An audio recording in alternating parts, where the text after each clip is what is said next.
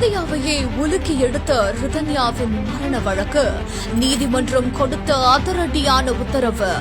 மாமியார் குடும்பத்திற்கு மறுக்கப்பட்ட ஜாமீன். கவர்மெண்ட் மேல இருந்து எடுத்து வந்து இந்த பிள்ளைக்கு நீதி கரெக்டா வாங்கி கொடுத்ததுன்னா நான் ரொம்ப சந்தோஷப்படுவேன். எல்லா பொண்ணுகளுக்கும் நியாயம் கிடைச்சது. திருமணமான 78 நாள்ல வரதட்சணை கொடுமை தாங்க முடியாம பரிதாபமா தன்னோட உயிரை விட்டவங்க தான் ரிதன்யா.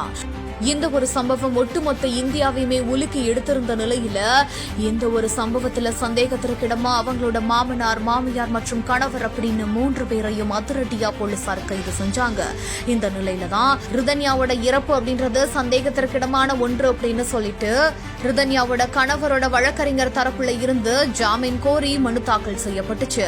இந்த ஒரு வழக்கு திருப்பூர் மாவட்டம் நீதிமன்றம் அமர்வு நீதிமன்றத்துல நடந்து வந்த நிலையில ரிதன்யாவின் பெற்றோர் தரப்பின் வழக்கறிஞர் ரிதன்யா மரணம் அப்படின்றது ஒரு குற்ற வழக்கு. இது அனைத்துமே வீடியோவா பதிவு செய்யப்பட்டிருக்குது.